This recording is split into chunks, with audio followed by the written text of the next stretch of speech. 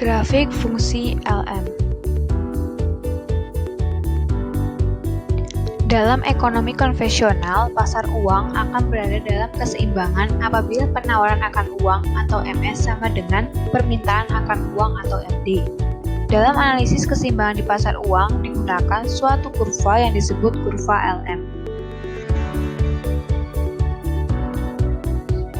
Kurva LM adalah tempat kedudukan titik-titik yang menghubungkan tingkat bunga atau I dan pendapatan nasional atau Y, di mana pasar uang dalam keadaan seimbang.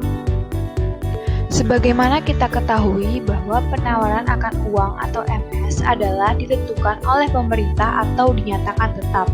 Menurut Mankiw, perubahan pendapatan akan mempengaruhi permintaan akan uang. Apabila pendapatan naik, maka ekspenditur akan mengalami kenaikan.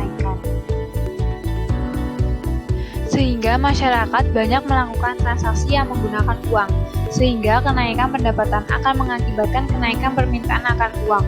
Hal ini dapat ditunjukkan secara matematis sebagai berikut.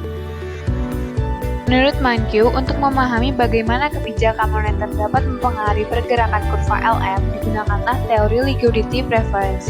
Hal ini dapat kita lihat pada gambar berikut ini. Dari gambar tersebut menunjukkan bagaimana pengaruhnya kebijakan moneter yang dikeluarkan oleh Bank Sentral terhadap tingkat bunga dan pendapatan nasional. Ketika Bank Sentral melakukan pengurangan money supply dari M1 ke M2, hal ini mengakibatkan keseimbangan MS mengalami penurunan dari M1 per P ke M2 per P. Dianggap pendapatan tetap dan kurva permintaan uang mengalami keseimbangan, maka hal ini akan mengakibatkan kenaikan tingkat bunga pada keseimbangan pasar uang. Hal ini dengan penurunan MS mengakibatkan kurva LM bergerak ke atas.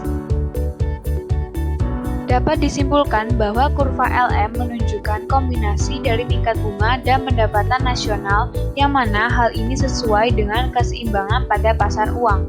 Kurva LM menggambarkan bagaimana keseimbangan penawaran akan uang real. Penurunan pada keseimbangan penawaran akan uang real membuat kurva LM bergerak ke atas. Pertambahan pada keseimbangan akan uang real membuat kurva LM bergerak ke bawah.